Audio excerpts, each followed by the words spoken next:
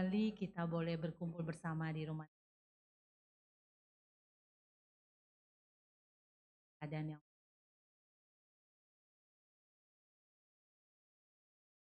anugerah. Kita akan memulai ibadah. Mari persiapkan hati pikiran kita untuk datang sungguh-sungguh. Kita mau ambil satu.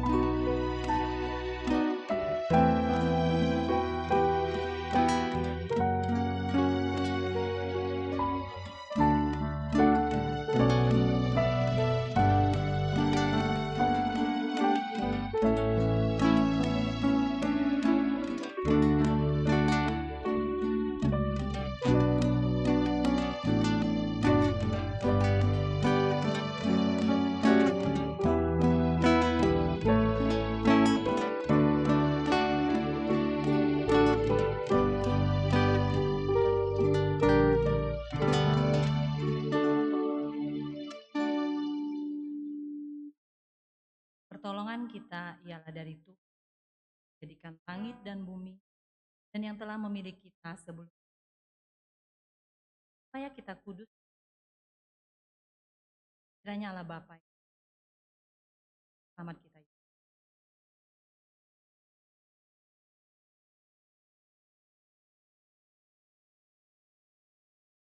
Ya Tuhan yang mengasihi kita, yang senantiasa menolong dan menyertai langkah kita hari. Hari dengan hati yang penuh syukur, kita mau memuji Dia. Kita katakan, datang menyembah Raja yang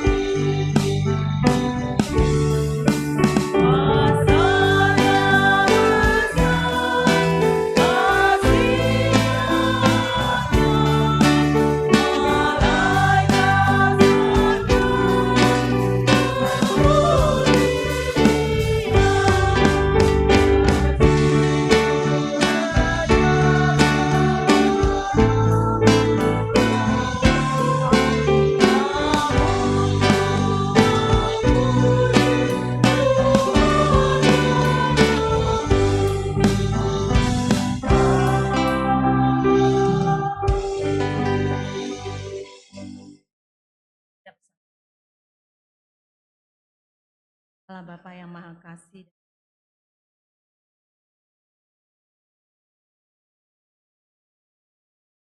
Kau begitu Kau telah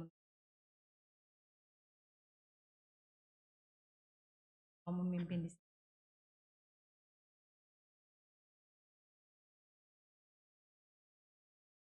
Hadir.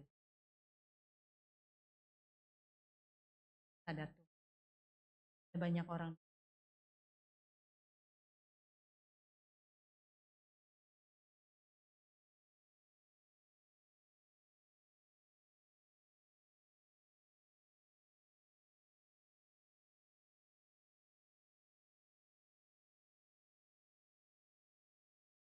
Adalah saat ini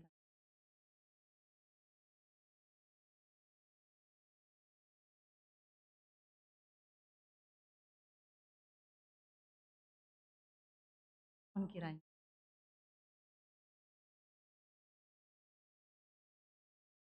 Tuhan hadir. Ibadah ini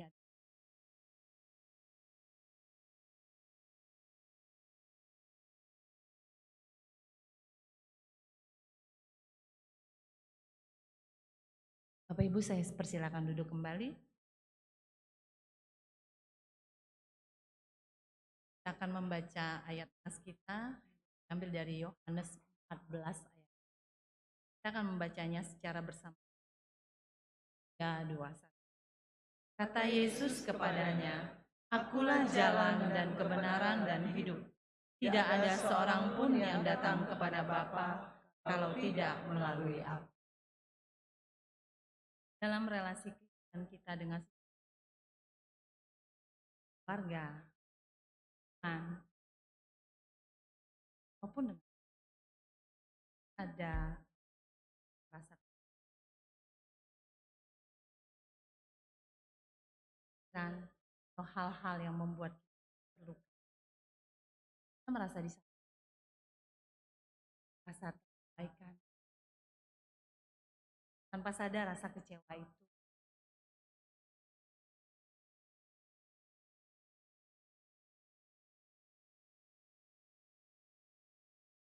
Ibu.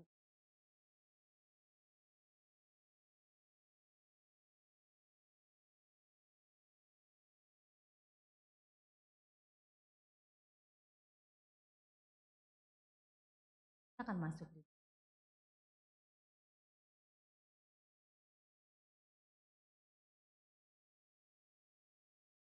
Yesus datang. Biarkan Yesus datang di dalam hati kita, memulihkan dan mengubah hidup kita.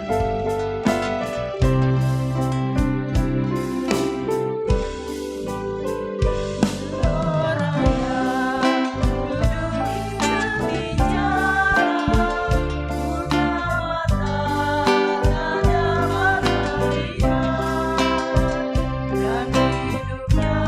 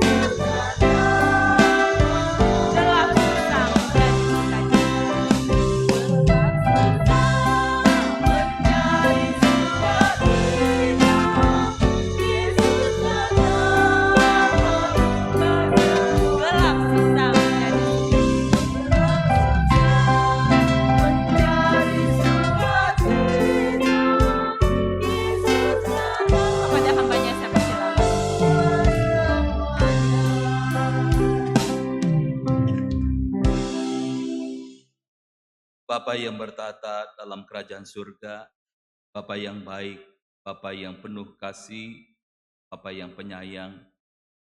Pada saat ini kami berdiri di hadapan-Mu dengan keberadaan kami, dengan keberdosaan kami.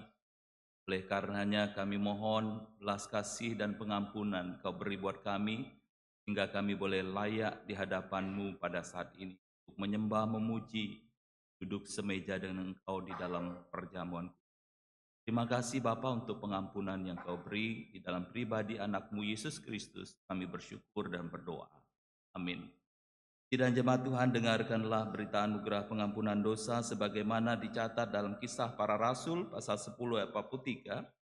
Tentang Dialah semua nabi bersaksi bahwa barang siapa percaya kepadanya, ia akan mendapat pengampunan dosa oleh karena namanya. Amin. Silakan duduk.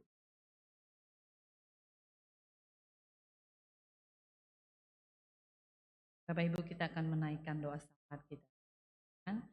Ada 3 pokok doa yang akan kita bicara bersama.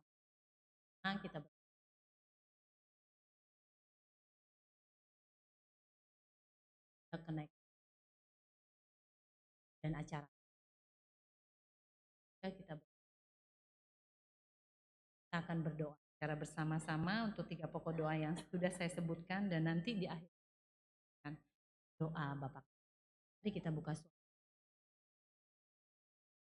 Tuhan Yesus yang baik, saat ini kami datang kepada Engkau ya Tuhan, untuk yang Tuhan anugerahkan bagi kami, untuk setiap kebaikan dan penyertaan kami rasakan. Kami bersyukur di minggu pertama bulan Mei ini kami boleh, dan kami juga diberikan anugerah menerima sakramen perjamuan kudus. Kami menyadari bahwa perjamuan kudus ini bukanlah sekedar rutinitas yang kami boleh ikuti ya Tuhan, tapi biarlah ini menjadi perjumpaan yang kudus dengan pengorbanan kasih-Mu.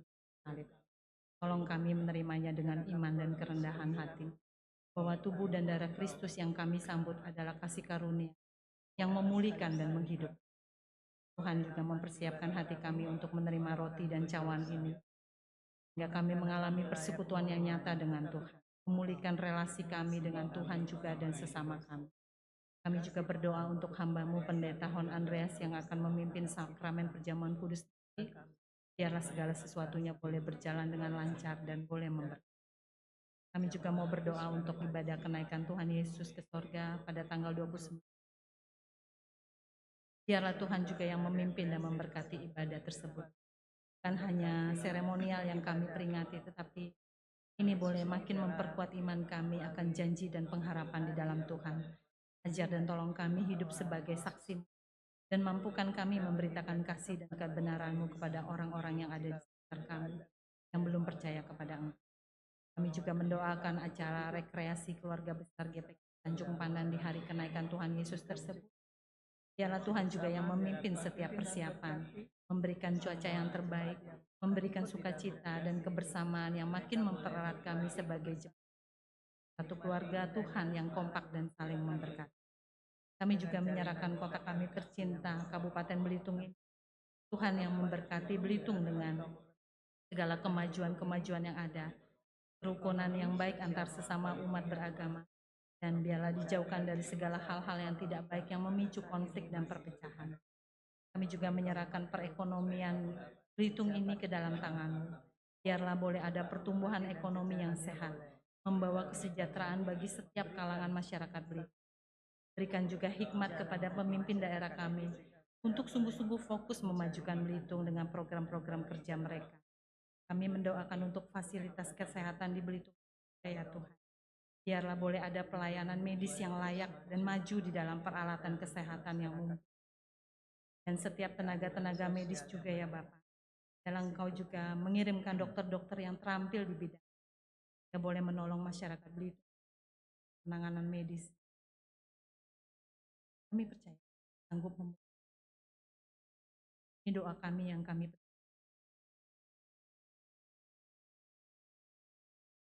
dalam nama Tuhan Yesus. Dan Bapa kami yang di sorga, dikuduskanlah nama-Mu, datanglah kerajaan-Mu, jadilah kehendak-Mu. Berikanlah kami pada hari ini makanan kami yang dan ampunilah kami akan kesalahan kami, seperti kami juga mengampuni orang yang bersalah kepada kami. Dan janganlah membawa kami ke dalam pencobaan, tapi lepaskanlah kami daripada. Karena Engkau yang punya kerajaan dan kuasa dan kemuliaan sampai selama.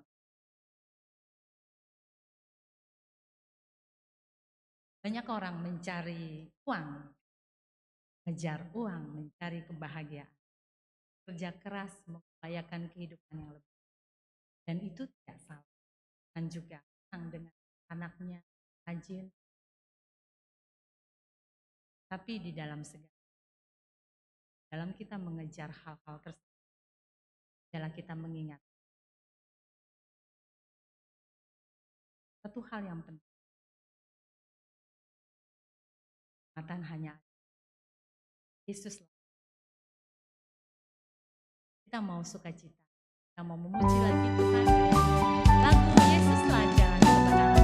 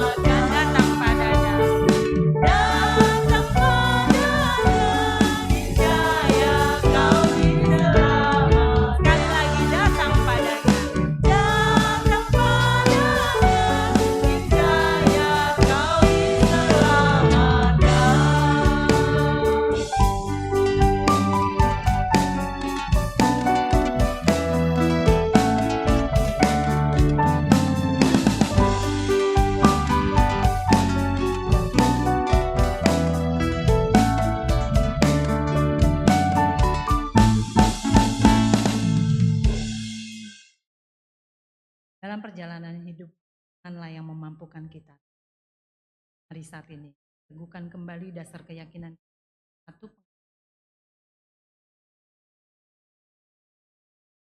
aku percaya kepada Allah, Bapa yang Maha Kuasa, Khalik langit dan bumi, dan kepada Yesus Kristus anaknya yang tunggal Tuhan kita, yang dikandung daripada Roh Kudus, lahir dari anak darah Maria, yang menderita sengsara di bawah pemerintahan Pontius Pilatus, disalibkan, mati dan dikuburkan.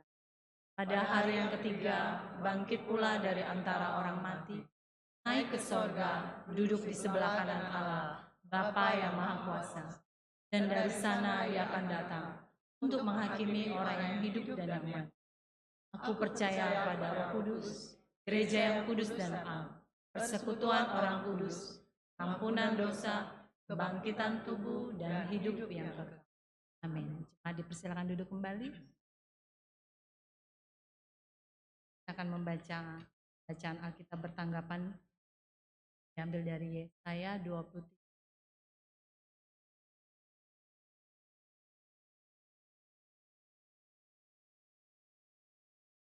Baca ayat 13 Bapak Ibu.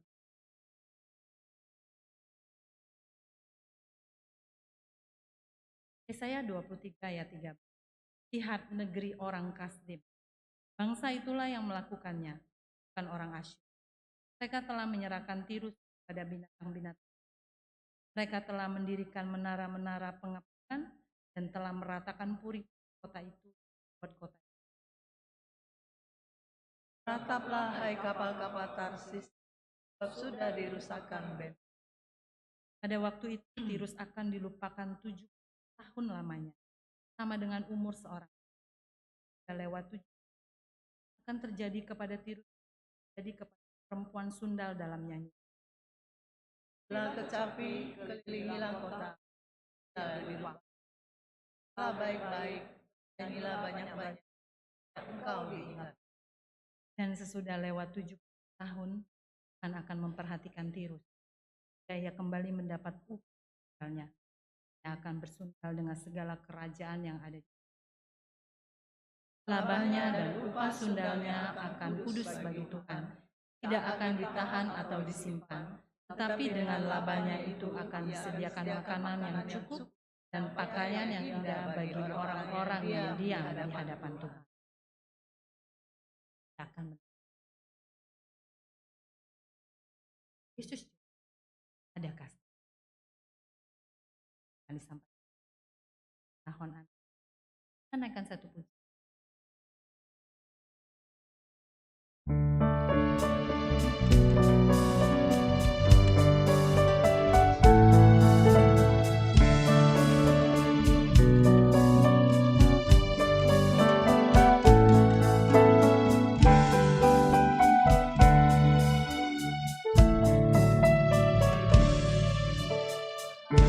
Kita berlalu dalam hidup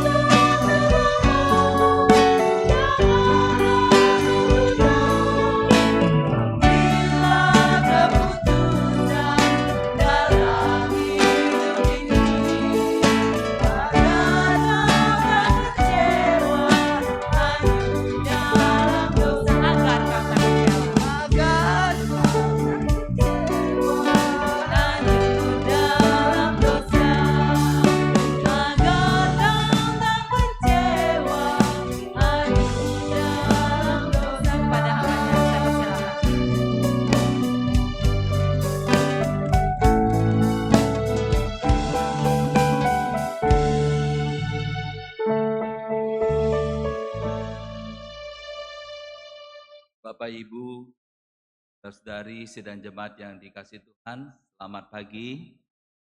Shalom, salam sejahtera bagi kita semua. Silakan untuk kita mengambil sikap berdiri. Mari kita sapa saudara seiman yang ada di sekitar kita.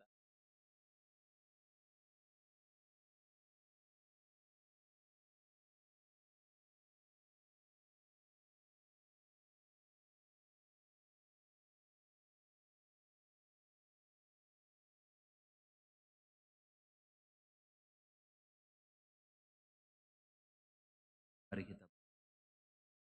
Bapa yang bertata dalam kerajaan surga, kami mempersiapkan hati, mempersiapkan diri mendengar suara-Mu. Biarlah pada kami lewat hamba-Mu yang kami membuka hati, membuka diri, perbaharui dalam Engkau, hidup kami semakin hari semakin berkenan.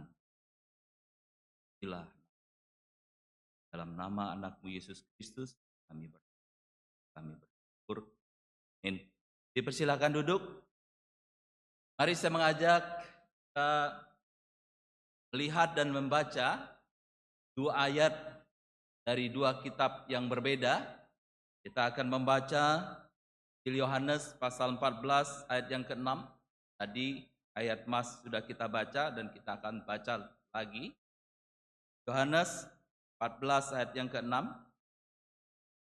Mari kita membaca sama-sama 1, 2, 3. Kata Yesus kepadanya, "Akulah jalan dan kebenaran dan hidup. Tidak ada seorang pun yang datang kepada Bapa kalau tidak melalui aku." Yang kedua, Kisah Para Rasul pasal 4 ayat 12. Kisah Para Rasul pasal 4 ayat 12. Mari kita baca 1, 2, 3. Dan keselamatan tidak ada di dalam siapapun juga selain di dalam Dia. Sebab di bawah kolong langit ini tidak ada nama lain yang diberikan kepada manusia yang olehnya kita dapat diselamatkan. Saya akan bacakan ayat ini, Kisah Rasul pasal 4 ayat 12 dalam terjemahan versi bahasa Indonesia sehari-hari yang bunyi demikian. Hanya melalui Yesus saja orang diselamatkan. Sebab di seluruh dunia, di antara manusia, tidak ada seorang lain pun yang mendapat kekuasaan dari Allah untuk menyelamatkan kita. Amin. Bapak Ibu, saudari yang dikasihi Tuhan, dalam kehidupan beragama kita mengenal yang namanya toleransi. Satu kata yang berasal dari bahasa Latin, tolerare, yang artinya menahan diri, bersikap sabar, membiarkan orang berpendapat lain, dan berlapang hati terhadap perbedaan pendapat. Menurut saya, tidak cukup hanya tahu arti toleransi. Akan tetapi toleransi itu harus diwujudkan di dalam tindakan dengan saling menghargai, saling menghormati, dan menahan diri dari apa yang tidak sesuai dengan keinginan dan kemauan pribadi. Sebagai warga negara Indonesia sekaligus warga negara sorga yang tinggal di negeri tercinta, kita tentu setuju dengan toleransi. Akan tetapi disebabkan karena alasan toleransi juga, ada orang Kristen yang beranggapan, ada orang Kristen yang berpandangan bahwa semua agama sama. Dan Yesus hanya salah satu jalan menuju sorga. Permisi tanya, apakah ada orang Kristen yang punya anggapan, yang punya pandangan seperti itu hadir di sini saat ini dalam ruangan ini? Ada? Kalau ternyata ada, berarti dia harus dikatekisasi lagi. Dia harus dibaptis ulang dengan ditenggelamkan sedikit agak lama. Supaya pikirannya terbuka. Orang-orang yang berpendapat seperti itu beralasan kita sebagai orang Kristen tidak boleh menghakimi orang lain. Hanya Tuhan yang berhak menghakimi. Kita manusia tidak maha tahu karena kita tidak tahu apakah orang yang tidak percaya Yesus itu masuk surga atau tidak.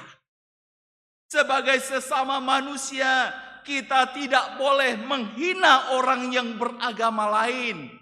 Karena kita hidup dalam masyarakat yang majemuk. Sebab itu kita harus toleran terhadap agama lain. Bukankah keyakinan bahwa Yesus satu-satunya jalan ke surga merupakan sikap yang tidak toleran?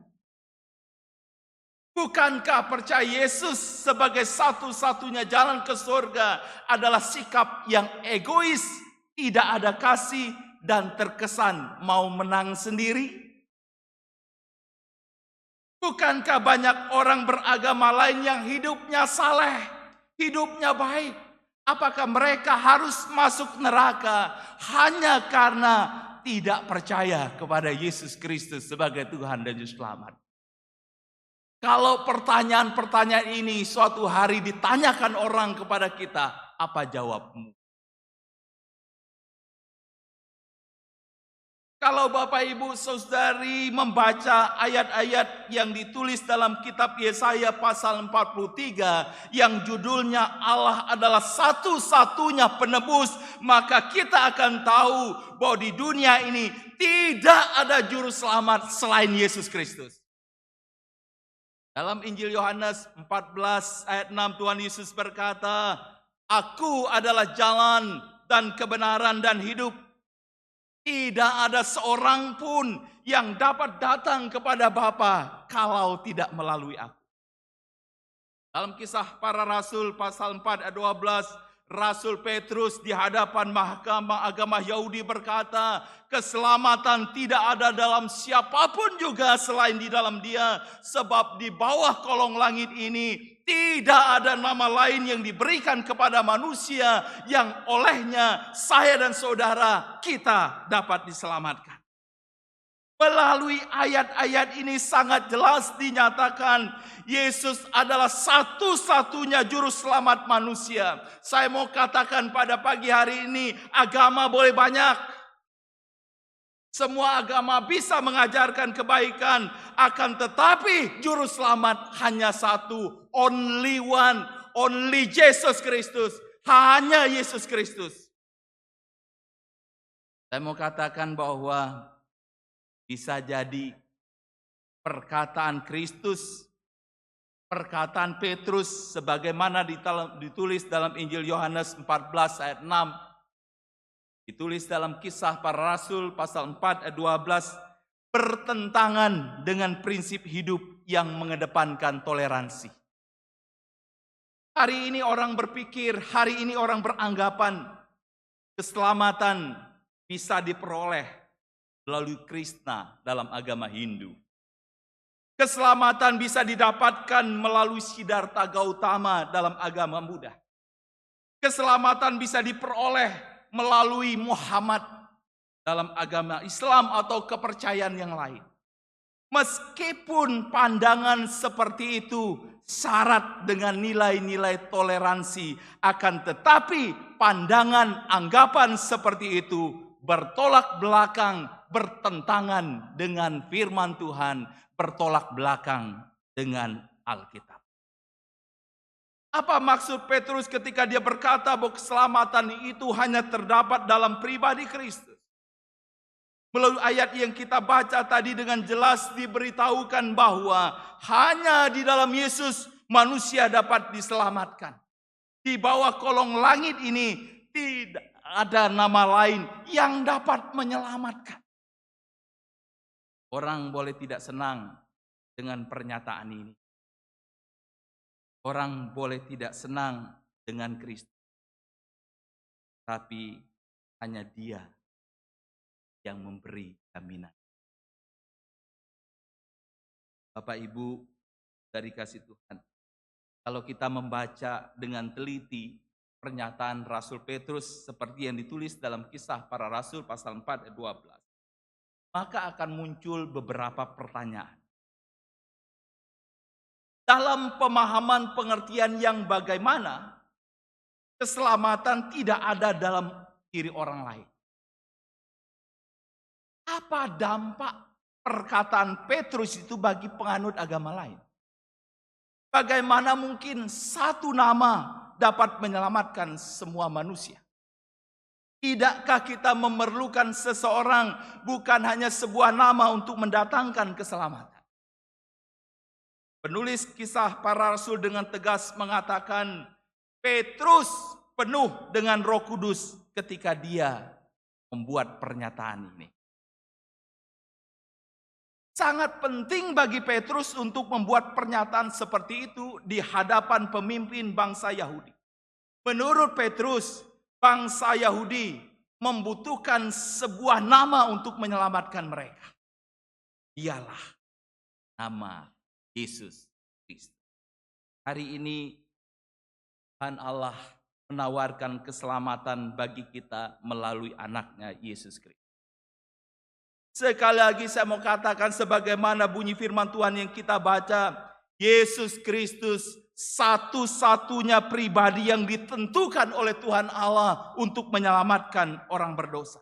Tidak ada pribadi lain, tidak ada jalan lain untuk mendapatkan keselamatan selain melalui pribadi Kristus. Seluruh manusia yang hidup di bawah kolong langit ini membutuhkan keselamatan. Dan hanya satu juru selamat itu. Dia adalah Kristus. Oleh karenanya siapapun orangnya, kapanpun dia hidup, dimanapun dia berada, apapun keyakinan dan kepercayaannya, sesungguhnya dia butuh yang namanya keselamatan. Bapak, Ibu, saudari kasih Tuhan, kita perlu tahu. Hal terpenting dalam kehidupan seseorang bukan hanya menyangkut hidup yang dia jalani hari ini. Sekali lagi, hal terpenting dalam kehidupan seseorang bukan hanya menyangkut hidup yang dia jalani hari ini. Hal terpenting dalam kehidupan seseorang adalah tentang kehidupan setelah ini.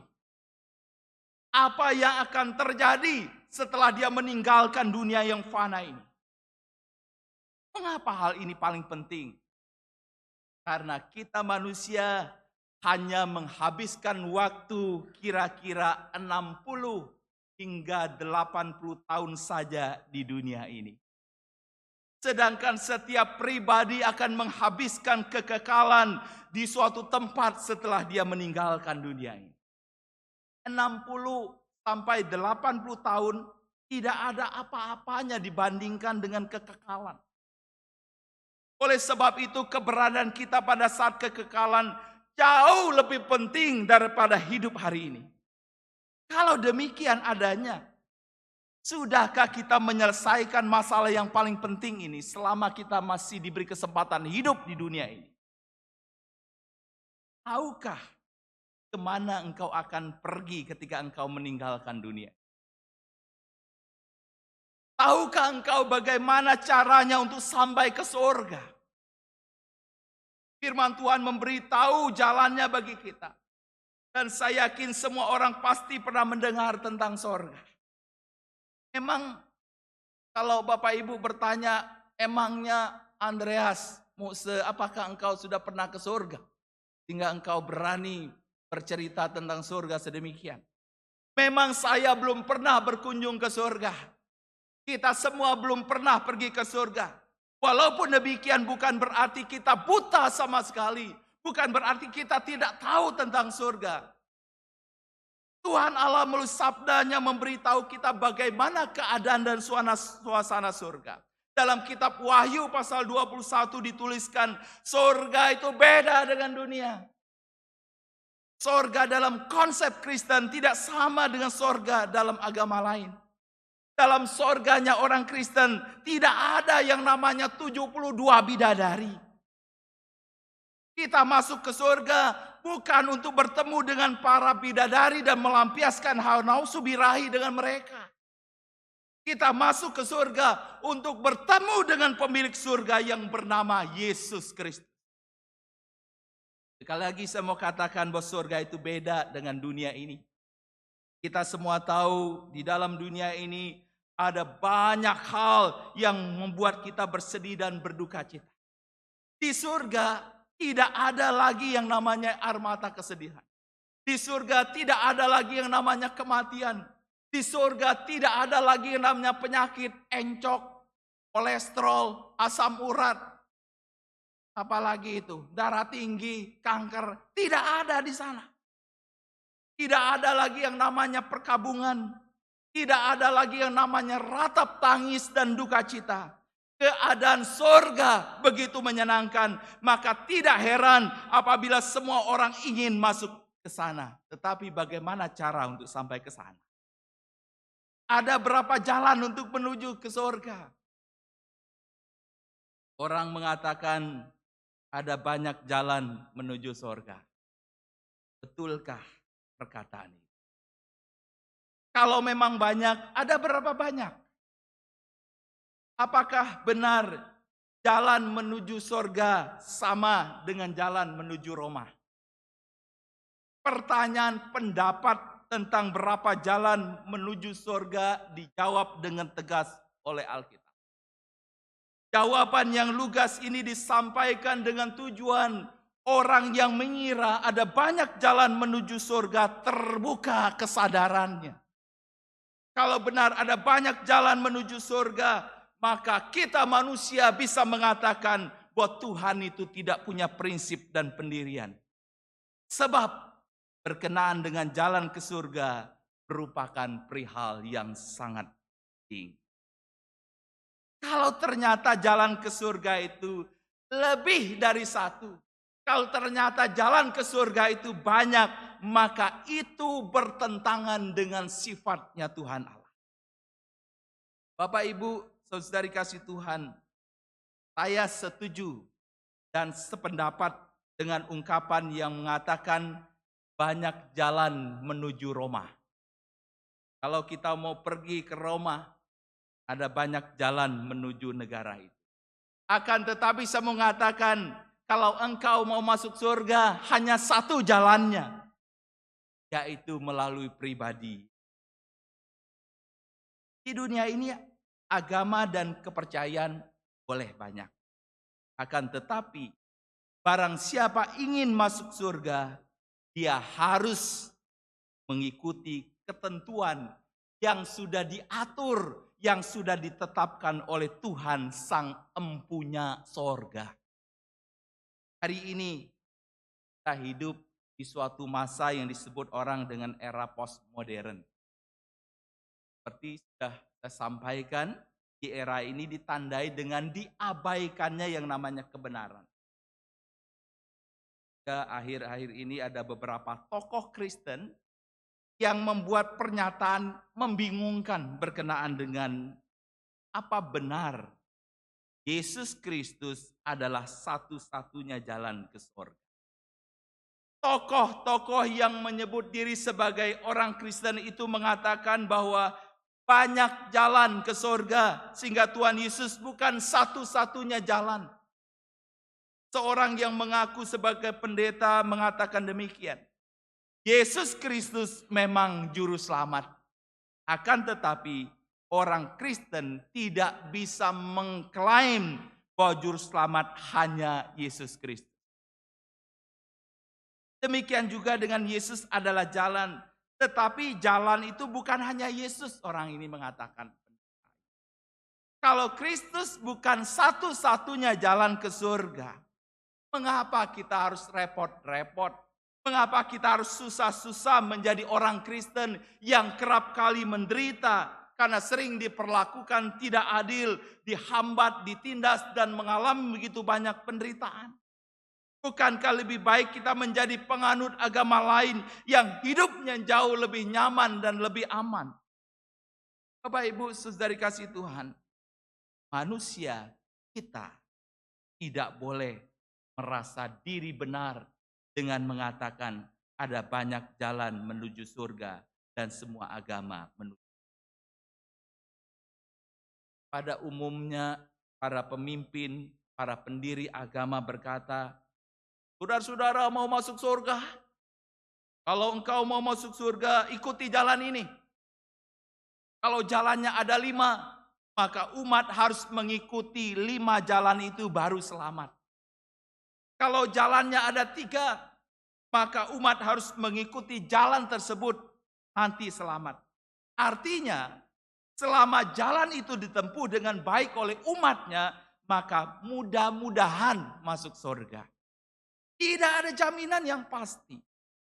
Hal ini berbeda dengan apa yang Kristus katakan. Kalau seorang mau masuk surga, Yesus tidak menjadi seorang penunjuk jalan, tetapi dia sendiri adalah jalan. Tuhan Yesus berkata, aku adalah jalan, aku adalah kebenaran, aku adalah hidup. Tidak ada seorang pun yang dapat datang kepada Bapa kalau tidak melalui. Ini adalah proklamasi paling agung. Ini adalah tawaran yang luar biasa. Kenapa? Mustahil manusia bisa masuk surga tanpa melalui pribadi Yesus. Bapak Ibu, kasih Tuhan. Ada satu hal penting yang harus kita pahami. Berbekal pengetahuan, berbekal keinginan untuk masuk surga belum cukup untuk bisa sampai ke surga. Kita perlu tahu jalan ke surga. Dan saat ini melalui firman Tuhan, saya mau menunjukkan jalan itu. Tanpa mengetahui jalan ke surga, maka tidak ada satu orang pun yang bisa tiba di surga. Setiap agama, setiap kepercayaan tahu, yakin bahwa surga itu ada. Tapi saya mau mengatakan, tahu dan yakin surga bukan jaminan untuk bisa sampai ke surga. Tanpa tahu jalan ke surga, jangan harap bisa mencapai ke surga. Firman Tuhan menyatakan, ada satu pribadi yang tahu akan surga. Kenapa? Karena dia berasal dari surga. Pribadi itu adalah Yesus. Tuhan Yesus berkata bahwa dirinya adalah jalan menuju. Tahu bahwa Yesus adalah jalan ke surga belum juga cukup. Terlebih daripada itu, kita harus percaya pada Dia. Kitab suci menyatakan tidak ada seorang pun yang bisa sampai ke surga tanpa Yesus. Tanpa Yesus Kristus, manusia akan binasa dalam perapian yang menyala-nyala. Kalau hanya melalui Yesus Kristus memungkinkan manusia bisa sampai ke surga, bagaimana dengan orang-orang yang mengatakan hari ini dirinya baik? Di dunia ini ada banyak orang menyebut dirinya orang baik. Dan karena itu dia merasa bisa masuk surga dengan kebaikan. Ada orang yang mengatakan bahwa saya memang telah melakukan beberapa hal yang tidak baik, hal yang buruk. Akan tetapi saya juga sudah melakukan lebih banyak hal yang baik. Oleh karena itu saya akan masuk surga. Orang seperti itu berkata, Tuhan tidak akan memasukkan saya ke neraka hanya karena saya tidak hidup sesuai dengan apa yang difirmankan dalam Alkitab. Orang-orang itu beranggapan bahwa hanya orang-orang yang benar-benar jahat seperti pembunuh saja yang akan masuk neraka. Ini adalah alasan yang sering dikemukakan oleh banyak orang, akan tetapi itu semua adalah kebohongan besar. Bapak Ibu Saudari perlu tahu bahwa iblis, penguasa dunia, telah menanamkan konsep-konsep keliru di dalam pikiran manusia. Adalah suatu kebohongan besar kalau dikatakan bahwa Tuhan tidak peduli dengan dosa-dosa kecil.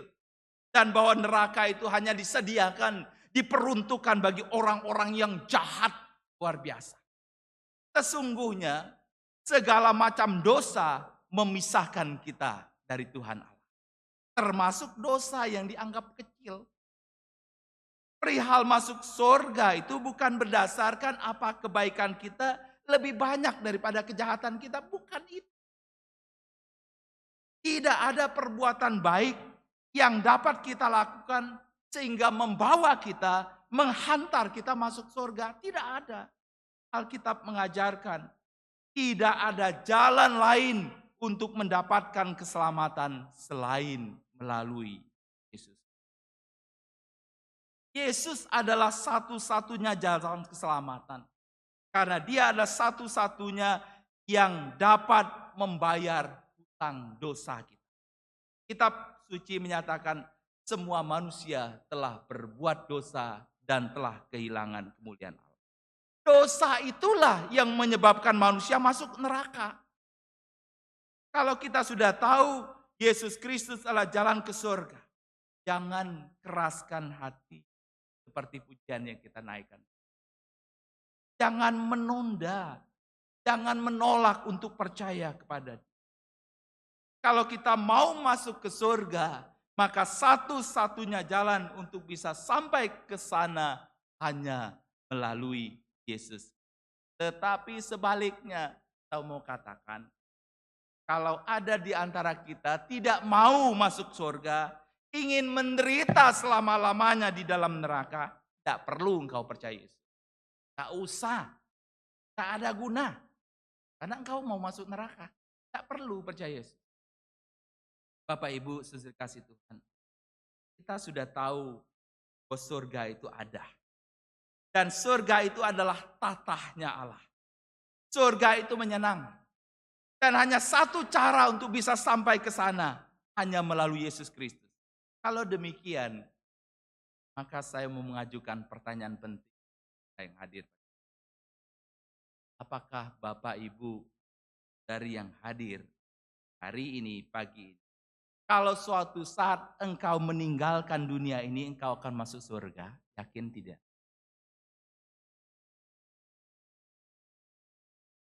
Seandainya suatu hari ini,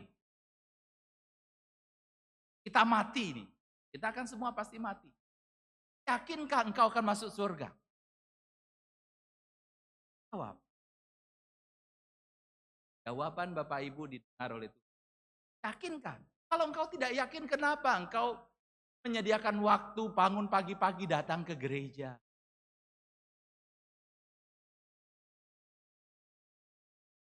Kalau engkau tidak yakin keselamatanmu, untuk apa engkau percaya Yesus? Untuk apa engkau menjadi orang Kristen? Menurut saya, pertanyaan ini sangat sederhana dan mudah. Akan tetapi bisa jadi kita belum bisa menjawabnya. Mengapa? Menurut saya paling tidak ada dua alasan sehingga kita tidak berani menjawab dengan yakin bahwa saya masuk.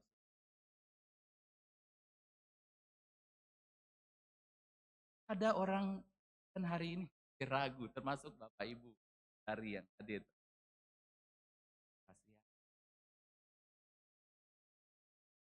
Kasihan dulu. Dan tahun menjadi orang yakin keselamatan. Kasihan dulu. Baik kita kasihan dulu di dunia. Dan nanti. Mengapa ada orang Kristen masih ragu? Masih tidak yakin dengan keselamatan dirinya. Bahwa ketika dia meninggalkan dunia ini dia akan masuk surga. Yang pertama, karena orang itu belum sungguh-sungguh percaya kepada Yesus Kristus sebagai Tuhan dan Juru Selamat. Lagi. Mengapa dia tidak yakin? Mengapa dia ragu? Karena dia belum sungguh-sungguh percaya kepada Yesus Kristus sebagai Tuhan dan Juru Selamat pribadinya. Kedua, karena orang itu merasa kehidupan yang dia jalani di dunia ini belum berkenan di mata Tuhan. Nah, tidak tahu Bapak Ibu yang hadir pada hari ini termasuk yang mana dari Bapak ini. Ulang pikirkan, renungkan. Dengan kondisi kehidupan yang demikian, sangat pantas kalau ada orang merasa tidak atau belum yakin akan keselamatan dirinya, mau masuk surga atau tidak. Hari ini Tuhan masih menyediakan kesempatan bagi orang-orang seperti itu. pagi hari ini Tuhan masih menyediakan kesempatan bagimu yang hadir pada pagi hari ini untuk memperbaiki diri dari segala kekurangan. Kalau di antara kita ada yang belum sungguh-sungguh, maka mulai saat ini mari lebih sungguh-sungguh lagi percaya kepada Kristus. Kalau di waktu-waktu yang lalu engkau belum hidup berkenan di hadapan Tuhan, maka mulai detik ini berusaha dengan segenap hati hidup. Amin. Ibu, sekali lagi, bahkan berulang-ulang kali saya akan katakan, surga itu ada. Surga itu terbuka sama manusia. Dan hanya satu jalan.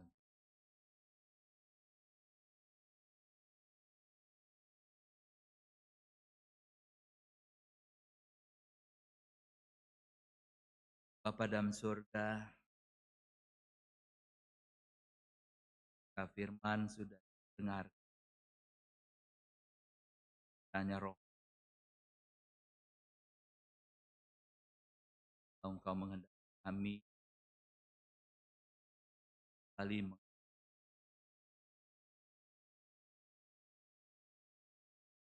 sejauh mana keyakinan kami, Bapa bantulah.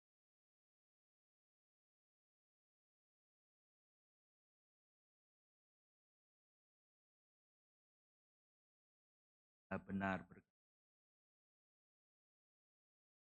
berkatakan hak.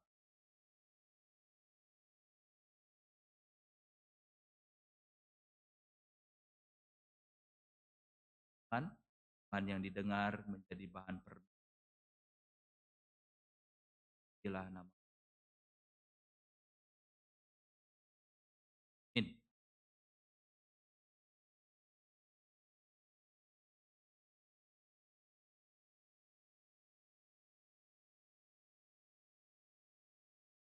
Perjamuan kudus.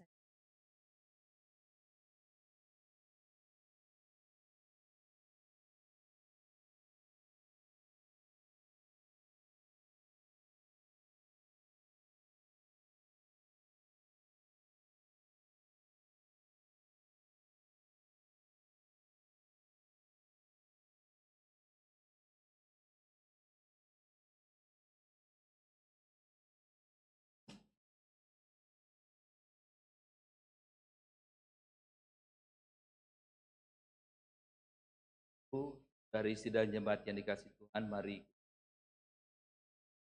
lakukan diri dalam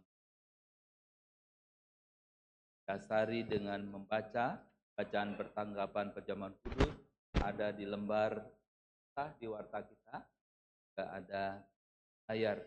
Jadi kita membacakannya dengan bersuara. Bacaan pertanggapan perjamuan kudus. Sebab apa yang telah kuteruskan kepadamu telah kuterima dari Tuhan, yaitu bahwa Tuhan Yesus malam waktu Dia diserahkan, ambil roti. Dan sesudah itu ia mengucap syukur, ia memecah-mecahkannya. Inilah tubuhku yang diserahkan bagi kamu. Perbuatlah ini menjadi peringatan. Demikian juga ia mengambil cawan sesudah makan lalu berkata, cawan ini adalah perjanjian baru yang dimeteraikan oleh darah. Buatlah ini setiap kali kamu meminumnya menjadi peringatan akan aku. Sebab setiap kali kamu makan roti ini dan minum cawan ini, kamu memberitakan kematian. Jadi barang siapa dengan cara yang tidak layak makan roti dan minum cawan Tuhan, ia berdosa terhadap tubuh dan darah Tuhan. Karena itu hendaklah tiap-tiap orang menguji dirinya sendiri, baru sesudah itu makan roti dan minum dari. Karena barang siapa makan dan minum tanpa mengakui Tuhan, ia mendatangkan hukuman atas. Sebab itu banyak di antara kamu yang lemah dan sakit, tidak sedikit yang. Kalau kita menguji diri kita sendiri, Tuhan tidak menimpa kita.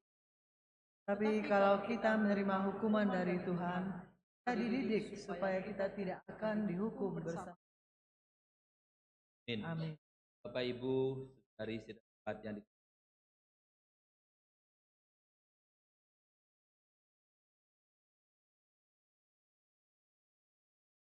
kita berada di minggu 4 dan Tuhan akan mati amin dengan para saudara dengan perjamuan kudus disampaikan oleh datang. Kita akan menikmati bersama dengan harapan gas amin itu Bapak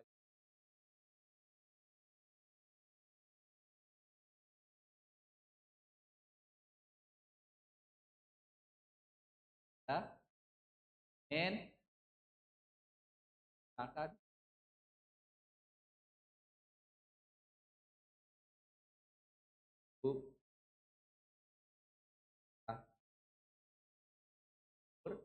hari 4 di bulan kita boleh kan apa yang Kristus katakan zaman kudus. Roti yang akan kita makan adalah lambang dari untuk kita. Anggur yang kita minum adalah lambang dari darah Kristus. Nah, roti yang kita makan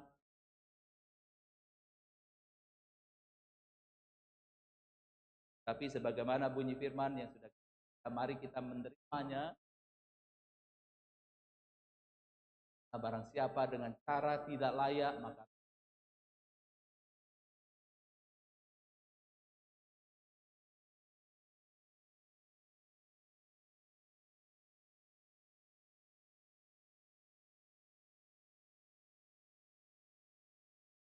untuk dan dalam jadi antara kita belum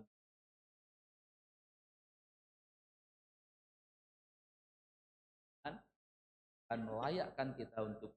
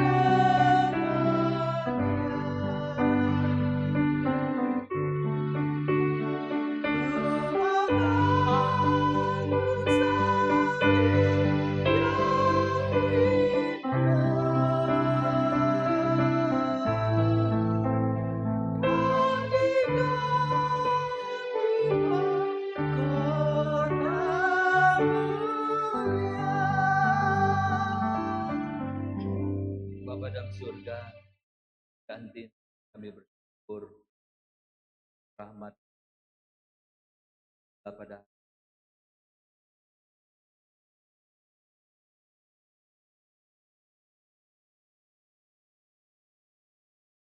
katilah roti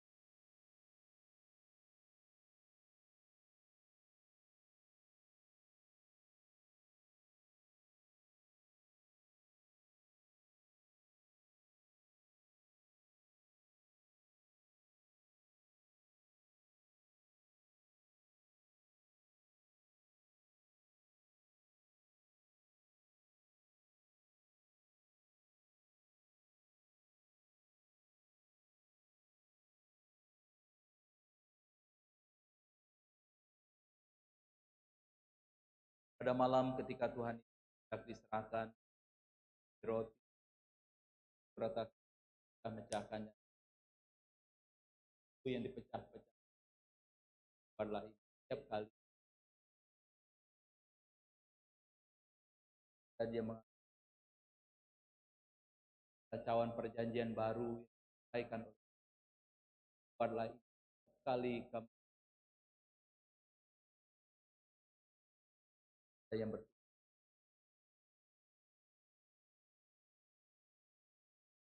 dan KPPK nomor 100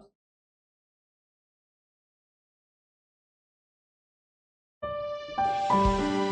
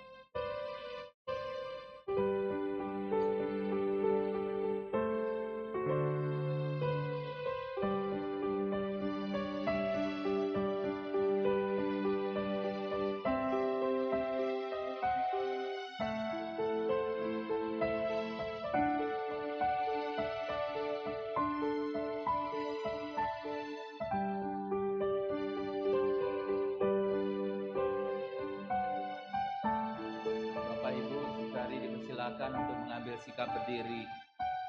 Mari kita pegang roti hosti dan tangan kanan angkat. Silakan dengan hormat, pelek. Bapa di dalam surga, kami bersyukur jikalau pagi hari ini kami punya kesempatan untuk menghadiri undangan-Mu dalam perjamuan kudus.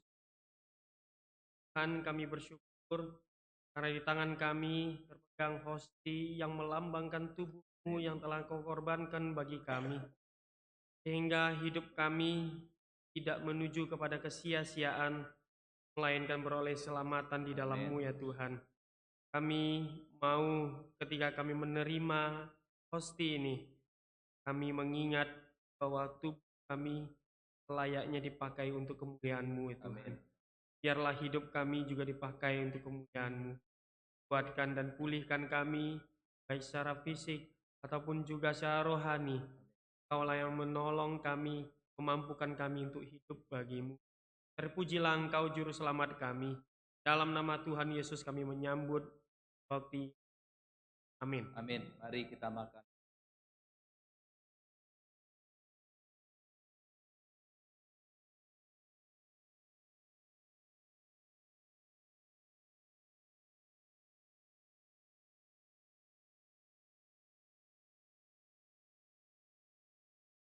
Kawan.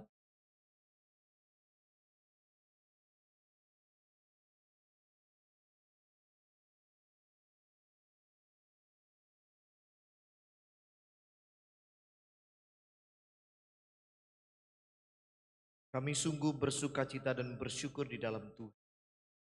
Ketika kami boleh datang beribadah, sekaligus juga berkesempatan untuk kami menikmati perjamuan. Mengingatkan kami anggur yang melambangkan darah Kristus sebagai bukti kasih-Mu yang nyata bagi kami orang yang beriman.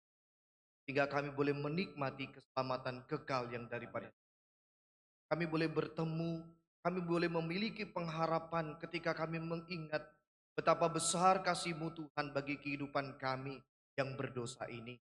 Inilah ucapan syukur yang teramat dalam yang kami rasakan dalam kehidupan kami Tuhan. Kami beroleh pengharapan yang kekal dalam Engkau. Dalam nama Tuhan kami Yesus Kristus, selamat kami yang hidup, menyambut anggur ini dalam nama Tuhan Yesus. Amin. Amin. Mari kita minum.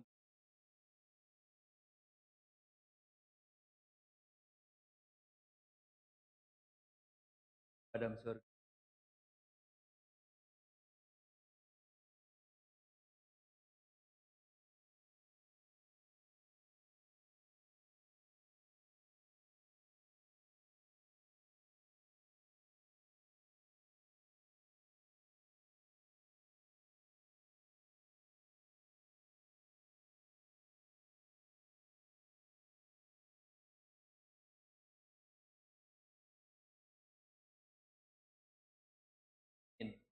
Jemaat kita akan kumpulkan cawan dan diiringi dan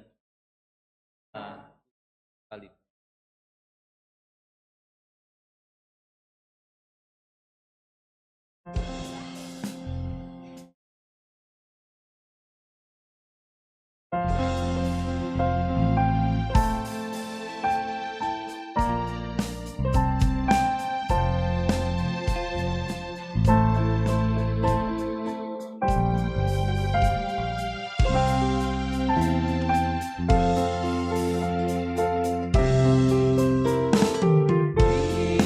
Bila ku ingat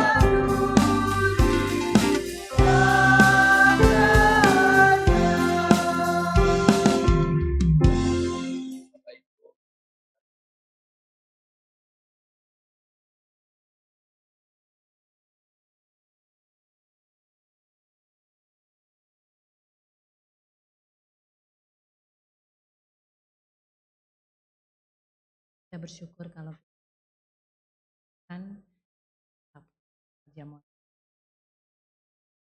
teguh karena lepas Tuhan yakin bahwa kita. Bapak Ibu, mari kita akan membahan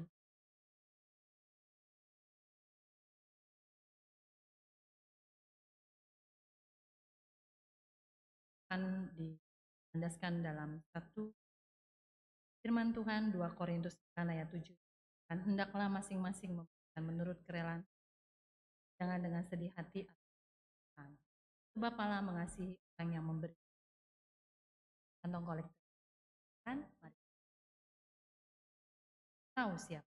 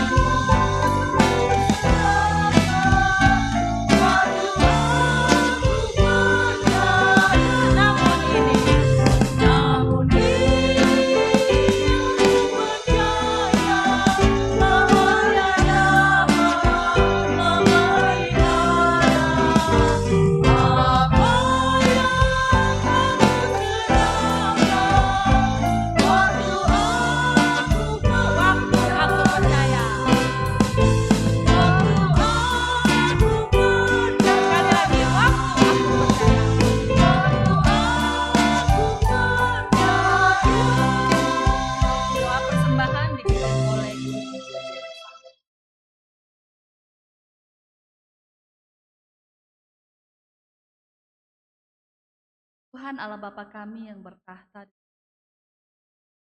kami kenal dan kami pada pagi hari ini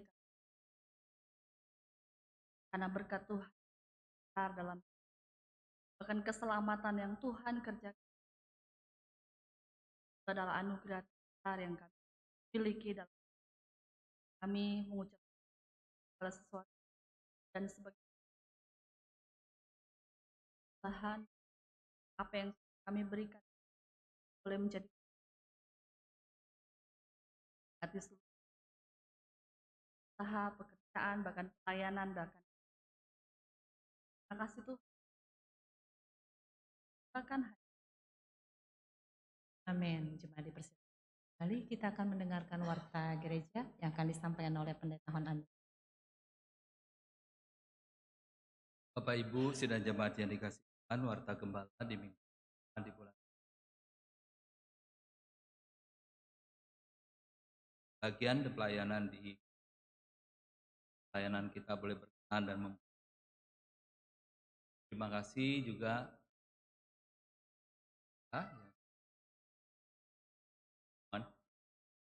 selanjutnya selamat datang untuk segenap jemaat yang telah hadir secara khusus ingin menyambut sekiranya ada di antara kita baru pertama kali ikut ibadah di GP Pandan berkenan boleh bisa saling mengenal. Ya, selamat datang, silakan berikan salam kepada Bapak. Terima kasih Pak sudah hadir ibadah kami punya 3 kali ibadah setiap minggu jam 7, jam 9 dan jam 5 sore. Kiranya Tuhan berkati Bapak.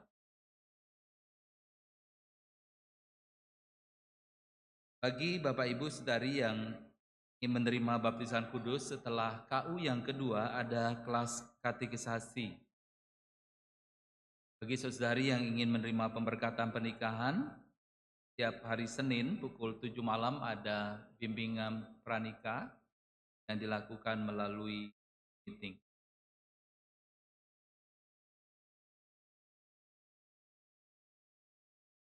Kebaktian Usia Indah akan diadakan pada hari Jumat ini tanggal 9 Mei 2005 pukul 10 bertempat. Ini nama-nama para penataan untuk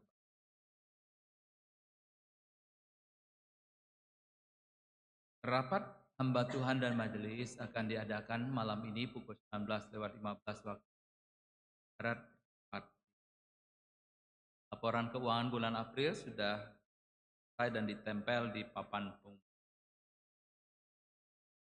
Pada hari Kamis tanggal 29 Mei 2005 kita akan mengadakan ibadah kenaikan Yesus ke surga. Ibadah hanya dilakukan 1 kali jam 7 pagi. Setelah itu kita akan rekreasi bersama. Bapak Ibu Saudari yang ingin ikut rekreasi, kita mendaftar di depan dengan biaya pendaftaran 10.000 per. Informasi cuti pelayanan hamba Tuhan, Guru Injil Aldo akan cuti pelayanan mulai tanggal 5 Mei sampai 19 Mei 2020. Informasi pemberkatan pernikahan, Saudara Jono alias Chai Afu, putra pertama dari Tuan Chai Sinfung atau Hatak dan Nyonya Chen Ngova dengan Saudari Friska Novianti atau Lim Siuni, putri ketiga dari Tuan Lim Fung dan Nyonya Weiling akan diadakan pada hari Minggu tanggal 25 Mei pukul 12.00 waktu Indonesia Barat, Koran Dinasti Tanjung Pandan. Kiranya Bapak Ibu ada sanggahan yang tertera di layar nama-nama para penelpon untuk kebaktian umum pertama minggu yang akan datang. Kiranya ada nama kita tertera di sana, harap mempersiapkan diri.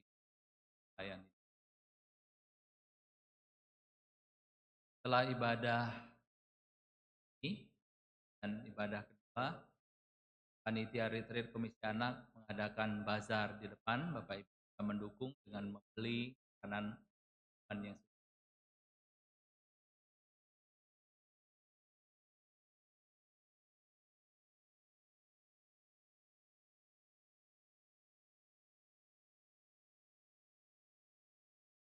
gereja-gereja Tionghoa bidang akan mengadakan ibadah yang diarahkan tanggal 2007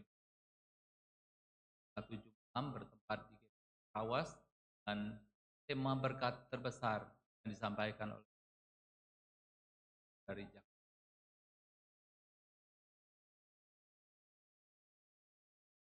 Komisi Wanita akan mengadakan kegiatan bersamaan. Itu lomba makan nasi goreng. Lomba masak nasi goreng. ya, yang diadakan pada hari Senin tanggal 12 Mei 2025.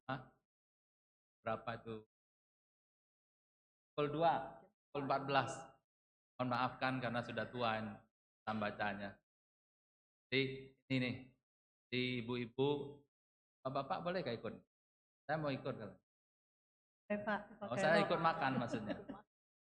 Jadi ini ibu-ibu yang tergabung dalam komisi kita, okelah daftar ya. Gimana caranya kita menghubungi terus komisi wanita untuk mengikuti lomba masak nasi goreng, gampang. Sambil menjam juga bisa. Kemudian Persekutuan Gereja-Gereja Pusat dan Wilayah Belitung atau PGTI akan mengadakan kegiatan yang ditujukan kepada remaja pemuda. Bahasa Inggris itu baca sendiri lah ya. Jadi saya tidak gitu kelihatan karena terlalu ramai itu flyernya. Diadakan pada hari Selasa tanggal berapa itu? Tanggal 13 Mei. 13 Mei 2025 jam setengah 7 sampai selesai, bertempat di GP Kris Tanjung Pandan. Mari dorong anak-anak muda, kita punya anak yang masih muda, ada anak yang masih remaja untuk mengikuti dengan pembicara itu pendeta apa tuh? Hak beriman. Wah. Ini kurang dia. Masih adakah? Sekian warta gembala yang bisa saya sampaikan. Terima kasih.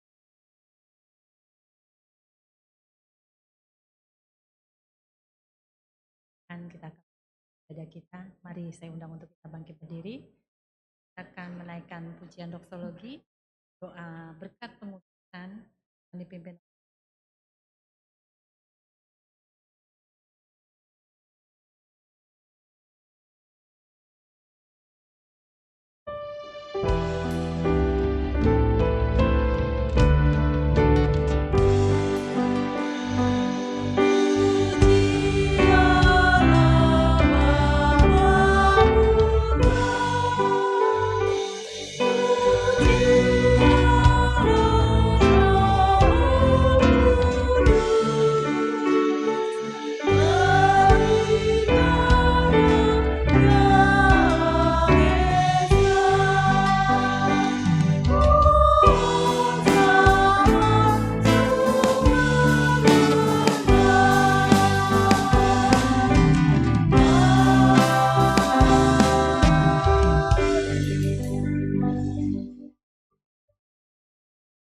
Bapak, Ibu, Saudari, isi dan jemaat yang dikasihi Tuhan, sekarang arahkan hati dan pikiranmu, pulanglah dan terimalah berkat. Tuhan memberkati engkau dan melindungi. Tuhan menyinari engkau dengan wajahnya dan memberi engkau kasih karunia. Tuhan menghadapkan wajahnya kepadamu dan memberi engkau damai sejahtera, saat ini seterusnya akan sampai selama-lamanya. Amin.